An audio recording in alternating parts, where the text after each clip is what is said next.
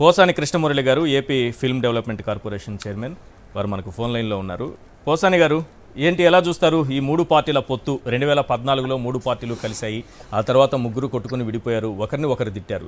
చంద్రబాబు పవన్ కళ్యాణ్ తిట్టారు, పవన్ కళ్యాణ్ చంద్రబాబుని తిట్టారు, పవన్ కళ్యాణ్ బీజేపీని తిట్టారు, చంద్రబాబు బీజేపీని తిట్టారు, బీజేపీ చంద్రబాబుని తిట్టింది. అందరూ మళ్ళీ ఏకమైపోయారు. ఈ కూటమిని ఎలా చూస్తారు?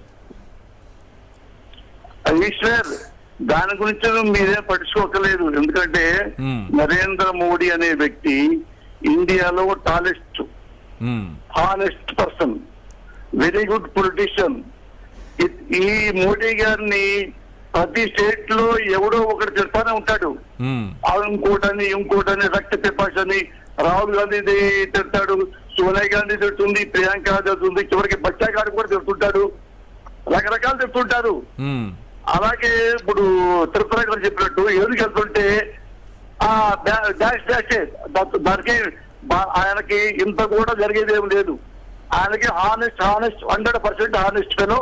సరే, మోడీ గారు ఆనెస్ట్ అనేది, మోడీ గారు ఆనెస్ట్ ఓకే సార్, అది కాదు. ఇప్పుడు చంద్రబాబు నాయుడు గారు అంత అర్జెంటుగా ఢిల్లీకి పరిగెత్తి ఎందుకు పొత్తు పెట్టుకోవాలి? రాజా కుమార్ చెప్తా నేను, ఎందుకంటే ఇంత హానెస్ట్ పర్సన్, ఇండియా మొత్తాన్ని ప్రేమించే ఒక ప్రధానమంత్రి హానెస్ట్ ఫెలో నేను నమ్ముతున్నా.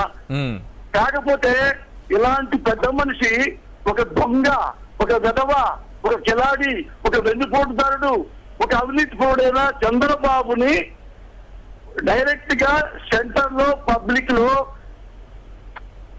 ఎలాంటి అవినీతి పరుడో చంద్రబాబుని మోడీ గారు చెప్పారు. ఒక పోలవరంలో ఏటీఎం హాయ్ అంటే నేను చాలా గొప్పగా పడ్డా. అలాంటి ప్రధానమంత్రి ఇలాంటి విధవ అవినీతి పరుడిని దూరం పడేయండి అన్నవాడు ఈయన్ని తన బీజేపీతో పొత్తు కలిపి ఆయన మన ప్రధానమంత్రి చేస్తాడా? మళ్ళా ఏటీఎం హై అంటారుగా. సిగ్గు ఉండాలి సార్, రాజకీయాలకు సిగ్గు ఉండాలా? సారీ చూసేయు. రైట్, థ్యాంక్ యూ అండి. పోసాని గారు చాలా ఆవేశంగా మాట్లాడారు. ఏమైనా అందులో వాస్తవాలే ఎక్కువ కనిపిస్తున్నాయి.